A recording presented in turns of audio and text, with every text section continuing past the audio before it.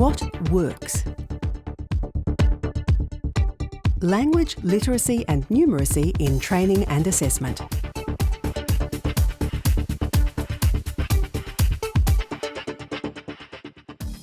Our next challenge will be to ensure that the questions are in a language that our learners can understand. We can actually go in and look what we've written. Can I write that more simply?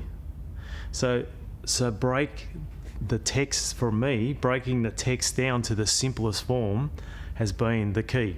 And it's all about using that language and structure that they're comfortable with.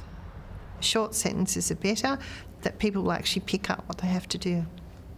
It's plain English and you're using jargon that is appropriate to the people that you're dealing with. So, yeah, they're the issues.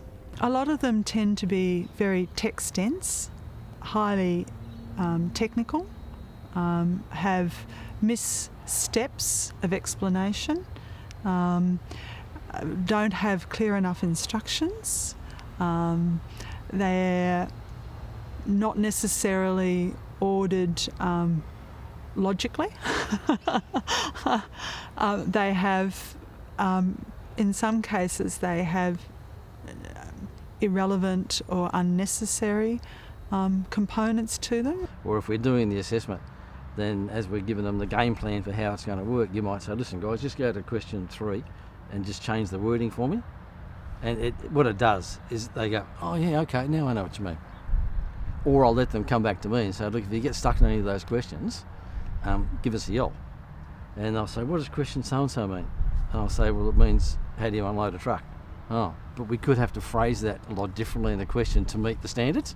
But then you break it down verbally and they go, oh yeah. And we use the pre-work brief. Menus, docket pads. They use what we call task risk assessments. Using workplace documentation makes it more relevant. If they really go back and look at the workplace documentation, then they can actually copy that straight as is. And eventually they will learn to use that more often. It's putting more graphics into the assessments itself, or line drawings or something rather than words. They do have to write, but then the writing can be saved by making a sketch. So that confirms to the supervisor and she can read the dial successfully. Because of the framework we work in, we're allowed to have the assessments in multiple facets. So we could have it in yes and no's, we can have it in multiple choice, but we have to have a certain amount of written ones. So it's a matter of when you pick the written questions that you don't have something overly complicated.